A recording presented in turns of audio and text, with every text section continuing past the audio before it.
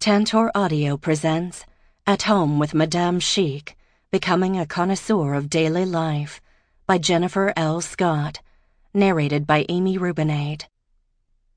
Publisher's note: this audiobook is packaged with bonus material, which has been included on the first audio and MP3 CD. If you downloaded this audiobook in a digital format, please visit Tantor.com and type At Home with Madame Chic into the search box. Follow the link to the book's page, then click on PDF Extra 1. When prompted, enter the access code France to access the bonus material. Introduction. What is chic? What is chic? Chic is a feeling, it's a state of mind. It's a way to live and a way to be. We've all seen chic people.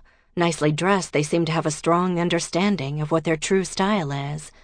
But it's so much more than their clothing, isn't it? Chic people have an air of mystery about them. They seem content with something, but what that is, we can't put our finger on it. Their chicness appears effortless, as though the graceful way they get through the day comes naturally to them. When looking at these chic people, you might wonder if they have a cluttered living room, or if they scramble to figure out what to have for dinner at 6 p.m. every evening. You wonder if they detest emptying the dishwasher as much as you do. Heck, look at that manicure. Do these chic people even do the dishes? Well, some of them probably don't. But what about the rest of us? Being chic has nothing to do with money. Not all chic people are rich, and not all rich people are chic. You may have observed this with reality television. You might see a wealthy woman with a perfect haircut, dressed in the latest designer clothes. She has a big house, a sports car, and that magic wand, fame. But her negative attitude, insecurities, and bad manners combine to make her, as they say, a hot mess. This type of person does not possess that chic je ne sais quoi. She has a lot of inner work to do. Being chic is not about the size of your bank account. It has nothing to do with where you live. It has nothing to do with the job you have or the person you're married to. It has nothing to do with the car you drive or the labels on your clothes. Chic is a state of being, and it is something that anyone can cultivate. Yes, anyone. You can be chic. You can have a beautiful, productive, and passionate life. You can flow gracefully through your day and look good while doing it. You can find happiness in your life, even if everything isn't exactly how you pictured it would be. If you are used to a chaotic, unorganized, and so not chic life, don't fret. That doesn't have to be your reality. In my first book, Lessons from Madame Chic, 20 Stylish Secrets I Learned While Living in Paris, I introduced Madame Chic and her fabulous Parisian family. The secrets of fine living I learned from Famille Chic planted the seeds of inspiration in my life and opened up a whole new world for me. After those blissful, carefree days as a student in Paris, I moved back to America and eventually found myself with my own home and family to look after. I wanted to espouse the elegant way of living I learned in Paris and become my own version of Madame Chic. But back home in California, everyday life was no longer idyllic. It was messy. What would Madame Chic say if she could see my bedroom, our living room, or the back seat of my car? Without my mentor to guide me, I had to rely on myself to get to the core of what it means to live well when you have a family, a home, and a busy life. And let me tell you, it wasn't chic. You may think that being chic has nothing to do with the most insignificant and mundane moments of the day. Moments like preparing your meals, emptying the dishwasher, and paying bills. But the secret is, those moments aren't insignificant. Au contraire, they are very significant. That's right. If you can change your attitude about making the pasta sauce, choosing your clothes for the day, folding the laundry, setting the table, or dealing with the incoming mail, you can completely change your life. I'm going to show you how you can derive pleasure from these seemingly mundane tasks, how you can turn all that frustrated and chaotic energy into satisfied, pleasurable energy. After you form an initial organization plan and a routine that becomes second nature, your home will run more smoothly, and you will learn to enjoy and enhance your routine. This peace will follow you wherever you go for the rest of the day, no matter how far you venture from home. Your home is a microcosm of the real world. The more you practice living well at home, the more natural it will feel to carry this practice out into the real world, and the closer you'll be to becoming your own Madame Chic. If you have a home life that runs smoothly, you too will have that air of effortlessness about you. You'll spend less negative energy worrying about where you put your keys, or what you're going to have for dinner, or how on earth you're going to clean up the mess in the living room. Your attitude will shift. There will be something about you, something mysterious that other people can't quite figure out.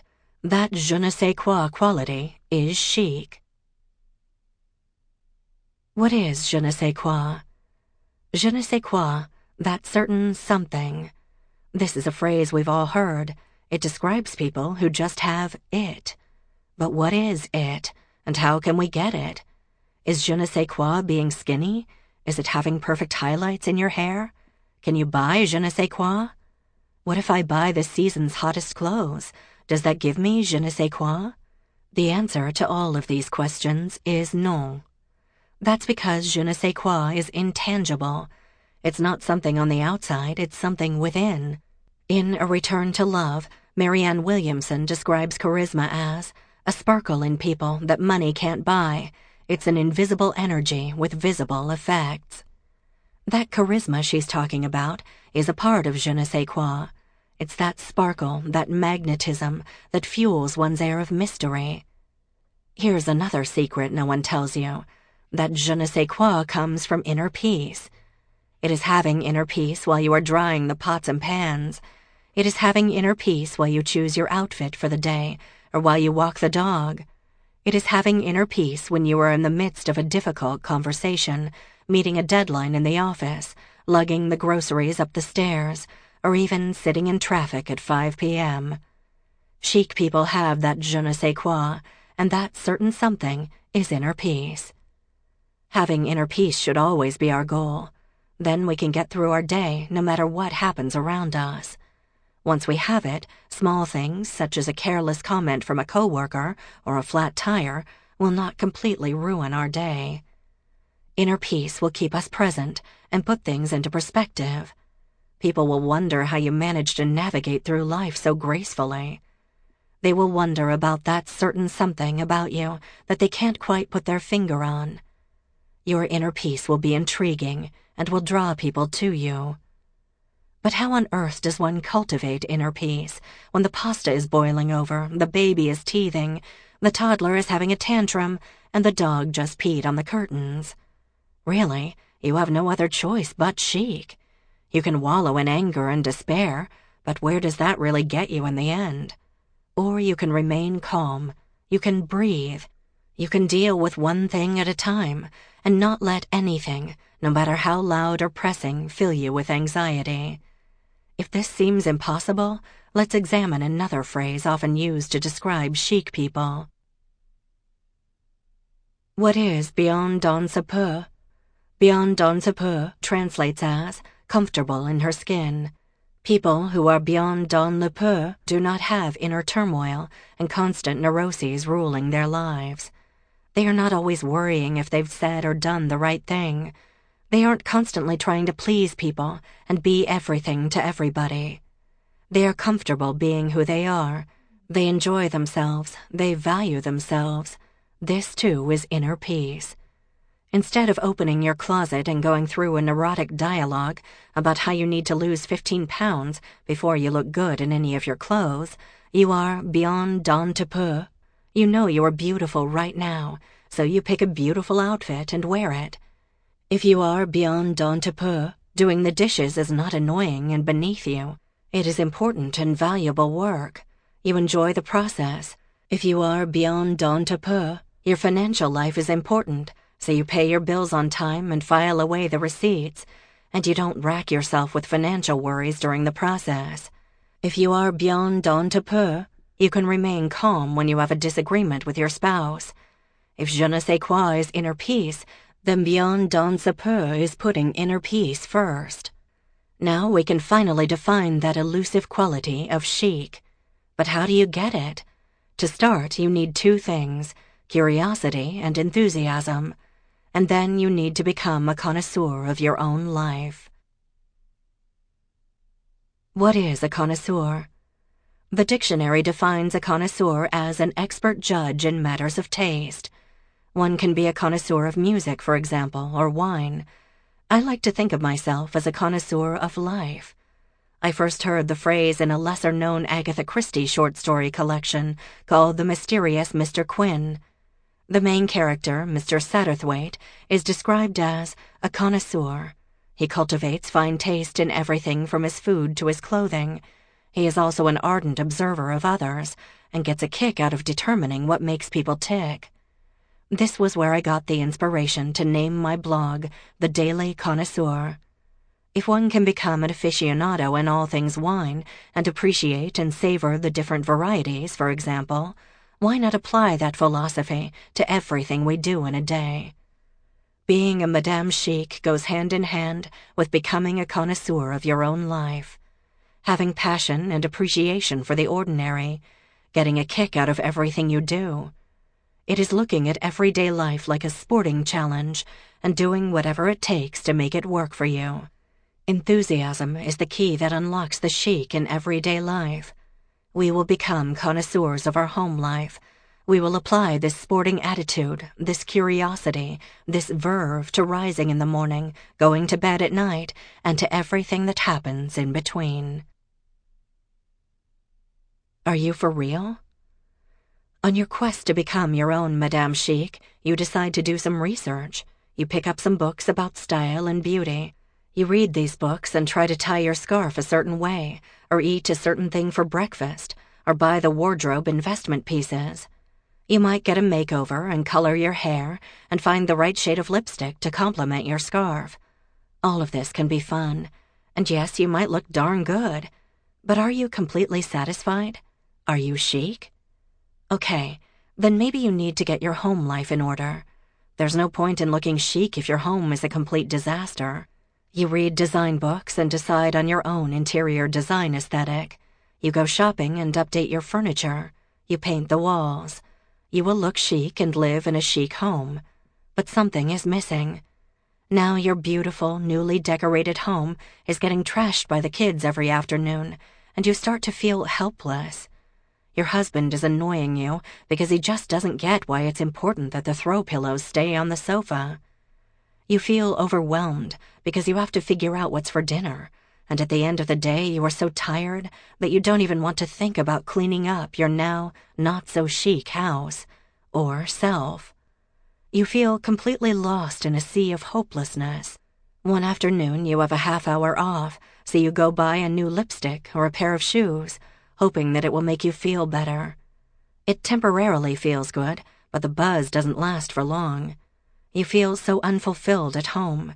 You see your friends on Facebook with their high-powered careers and exciting dating lives, and then you think about the messy home all around you. You didn't sign up for this. Cleaning all day long, constantly negotiating with your kids, arguing with your husband. You wish you could transplant yourself to Paris just for an afternoon, where you could be someone else. You could be that chic woman sitting at a cafe, serenely enjoying life. But right now, that isn't a reality. You start to feel angry. You've done everything they said it would take. You have given yourself a makeover. You have the hottest handbag. You have perfect highlights in your hair. You bought those new throw pillows for your sofa that promise to add a pop of color to your living room. So what's the problem? Why don't you feel chic? Then you start to think maybe the problem stems from the inside, so you pick up a lot of self-help books. The advice in these books blows you away. You start to read about being present, about not being a people pleaser, about not taking things personally. You start to learn about meditation, inner peace, gratitude, and the law of attraction. You are attracted to all of it. When you are reading the books, it all makes so much sense. But then you put the books down, and it all goes out of your head. How can you keep the faith when you are trying to get your kids to help with cleanup time, and they're not listening to you, again? How can you remain in the present moment when you would rather be anywhere but in your laundry room folding towels? You know you should practice gratitude daily, but sometimes it feels hard, especially when you feel like your family is bursting out of your tiny house and you can't afford to move to a bigger place. Gosh, there's so much to work on.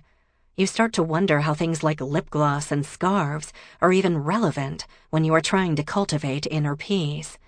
Is style even important? You're not going to be a people pleaser anymore, right? So why do you need to dress up to impress people? You know you need to get rid of your clutter. You read a feng shui book, but how can you begin to tackle that problem without being stopped by a feeling of dread? Is it possible to get through a day without detesting a large percentage of the things you have to do? If you haven't already guessed, I am writing about myself.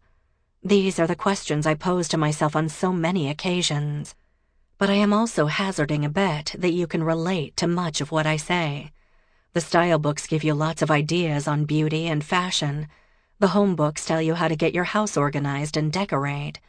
The self-help books give you advice on how to meditate and clear your inner turmoil. But how on earth does the stay-at-home mom of 3 children or the woman with 9-hour workdays and a long commute incorporate these ideas into a real, messy, everyday life? How does she make these concepts work for her? How does she work on herself from the inside, look beautiful on the outside, and navigate through the long day ahead of cleaning, working, parenting, and cooking without losing herself in the process? How can she not only get through it, but thrive in it? This book will bridge the gap for you.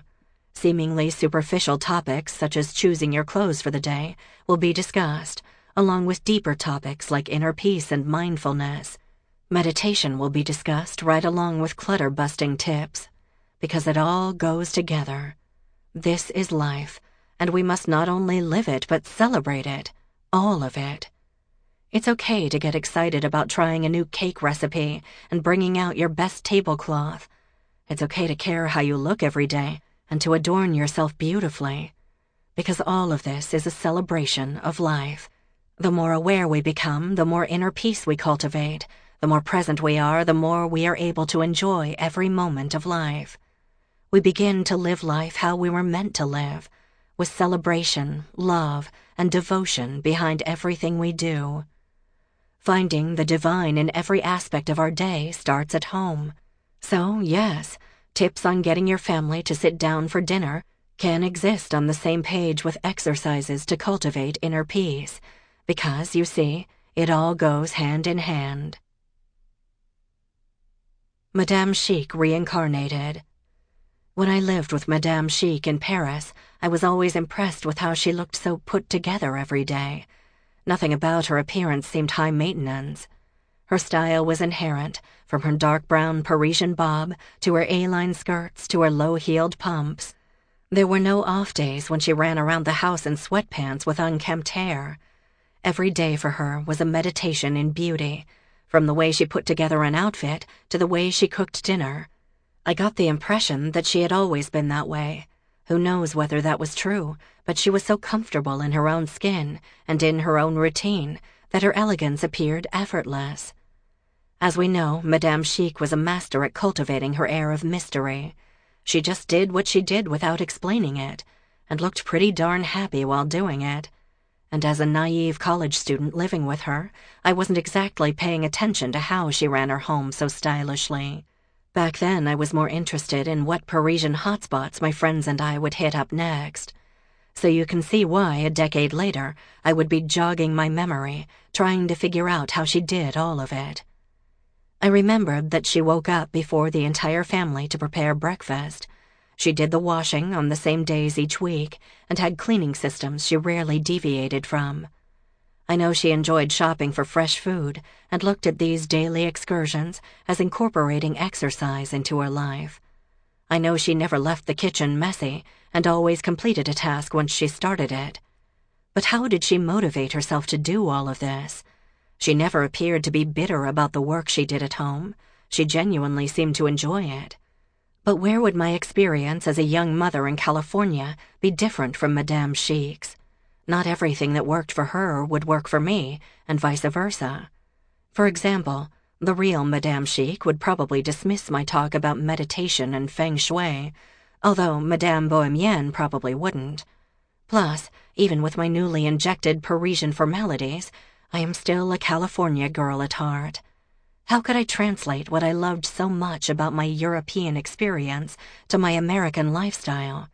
You will learn much more about my sometimes bumpy journey to living well as a stay-at-home and work-at-home mom through the anecdotes in this book.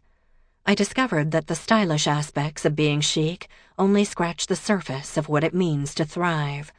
I discovered that anyone, even overwhelmed stay-at-home mothers, could live well. Chic comes from within, continues at home, then goes with you throughout your day, touching those people you meet and blessing your life in the most amazing ways. This book is divided into 2 sections, Chez vous and Les routines de la journée. In Chez vous, we explore how to get your home in order and how to love it again. This first section presents a completely different approach to organizing and decluttering. It injects pleasure and peace into the process. It tackles mind blocks, attitudes, and underlying reasons why our homes are not in order. The second part of the book, Les routines de la journée, is divided into 3 sections, the pleasures of the morning, the pleasures of the afternoon, and the pleasures of the evening.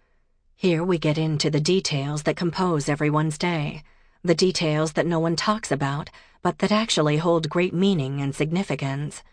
It covers everything from how we wake up in the morning to how we organize breakfast the night before. These details can turn your day from irritating to enjoyable. There are a lot of tips in this book. You might use all of the tips, or you might only use some of them. I don't do everything mentioned here on a daily basis, but when I'm having a difficult moment in my day, I use the ideas in this book like a toolbox. Everyday life can be messy, and yes, it can be hard. But you are not alone, and you don't have to suffer through it. You can actually enjoy it. All of it. All of life's glorious messiness, the isness of every single experience. So, are you ready to go on this journey? Let's get into it and enjoy every moment. As Mr. Satterthwaite would say, shall we? Part 1. Chez vous. Chapter 1. The French Connection. Famille Chic's traditional 16th arrondissement apartment in Paris was a tidy, clutter-free, and refreshingly formal home. I say refreshingly because up until then I had been so used to casual living. They had grand floor-to-ceiling windows, botanical print draperies, upholstered armchairs, no sofa, an antique record player, and a formal dining table where they enjoyed dinner every evening. During my stay with them, I soon came to realize that one of the reasons they were able to live so well was because everything ran smoothly at home. Their home life was meticulously organized, right down to the very last domestic detail. Now that I am running my home with 2 children of my own, I appreciate more than ever how well organized the Chics were. But is it just Famille Chic who runs an efficient home? Or is it a French thing in general? I believe many French people take both pride and pleasure in making a home. For them, homemaking is just one of the many joys in life. A well-run home is a necessity. They are in on the secret that a passionately pleasant home life sets you up for a very happy life in the outside world. My next-door neighbors in Santa Monica rented out their apartment for an entire year to a French family. The husband in the French family was a university professor who was teaching at a nearby college in his sabbatical year. I quickly befriended his wife, the lovely Emmanuelle. She perfectly embodied all I had come to know and love about the French women I observed in France. Chic Parisian bob? Check. Fabulous skin? Check. No makeup look? Check. But I don't want to make her sound like a walking cliché. She was a marvelously talented woman, a mother of 2 teenage boys who had a banking career back in France. Yes, she had a high-profile career, but she took her role in looking after her home just as seriously and relished the art of homemaking. Soon after they arrived, Emmanuelle invited me over to her place for lunch. But not only did she invite me for lunch, she invited me to cook with her. We made a delightful feast together, salad, leek tart, and pear custard. Her house was neat and presentable. We had many more lunches together during the year she was in Santa Monica. Once she even hosted a large luncheon for all of her new American girlfriends. There was no clutter in her temporary home, and yes, clutter would be quite easy to acquire during 1 year. The vacuum cleaner routinely hummed. Delicious smells regularly wafted from her air vents to mine. Emmanuelle enjoyed homemaking. Sure, she was taking the year off from her banking job, but I got the feeling she ran an equally tight ship back in Paris. My other Parisian cum Californian friends are just as domestically inclined. We became friends with one young couple when she and I gave birth to our first daughters on the same day. Again, she and her husband love to entertain, and the wife is a fabulous cook. She makes homemade cakes and crepes for mere play dates, much to my husband's delight. Their house has not an ounce of clutter, and is, quite frankly, a minimalist masterpiece. And both husband and wife have very demanding careers. The most important thing I've learned from my French friends is that they regard domestic matters with a positive attitude. They derive pleasure from even the most mundane tasks. They don't look at housework as a degrading thing that's not worthy of their time, but rather as a necessity that helps life run smoothly and pleasantly, especially if they have meaningful careers and a life outside of the home. So chic. The French value an orderly home life, even in times of upheaval. In the opening sequence of my favorite film, Amélie, an elderly gentleman returns home from his best friend's funeral, still dressed for the funeral service. Shedding a few tears and clearly distraught, he opens his address book and erases his deceased friend's contact information. I believe this sequence is a tongue-in-cheek comment on French people's domestic eccentricities. It was a touching moment, and yet rather telling. That man's address book would be organized and up-to-date, even in a time of deep mourning. Later in the film, Amélie is distraught when she has missed an opportunity to confess her love to Nino Quincampoix. She does not wallow on her bed wearing sweatpants while watching bad made-for-TV movies, but rather she turns to her kitchen to make her favorite plum cake, her tears of sorrow artistically wiped away by her floured hands. So, on the regular days and the extraordinary days, take inspiration from the French and look at homemaking as a pleasurable pursuit. This attitude can turn you from a clueless homemaker to a domestic goddess in no time. Chapter 2. Fall in love with your home again. In her book Parisian Chic, Inès de la Fressange says, "A Parisian's apartment is her chateau." I love this saying. It implies that we do not need to own a chateau to feel like we live in one. We can live well no matter where we dwell. You might already love your home and know the value of appreciating it, but most people, at some point in their lives, go through a period of feeling dissatisfied with where they live. This is perfectly normal. It is human nature to want to upgrade. You might want to move to a safer neighborhood or to a home with a big backyard so you can fulfill your dream of growing vegetables. We must hold on to these dreams, but in the meantime, we must not wish away the life we currently have. The key is to appreciate where you live now and learn how to thrive there. It may not be easy. I say this from experience. My husband and I have gone through the whole spectrum of emotions about where we live. We live in a Mediterranean-style townhome in Santa Monica, California. It has 3 levels, each with a beautiful view of a silk floss tree that is awash with enchanting pink blooms every fall. For this view, we are lucky. It is rare to have a view of anything but your neighboring building in Santa Monica Apartments. We lived there happily for 4 years before we had our children, and then things changed. After we had our 2 daughters, we started to obsess over moving into a larger house. We told ourselves we had outgrown our apartment. Toys were everywhere. The double stroller had to be parked by the front door, crowding the entryway. There were so many stairs to lug groceries up and down. There was clutter everywhere. We wanted more space. We wanted a garden. We wanted out. During one of our moan sessions, because that is what we were doing, moaning, I paused for a moment and realized I felt bitter and small. It is good to ask yourself if what you are doing feels contractive or expansive. In essence, to follow your gut. Sample complete. Ready to continue?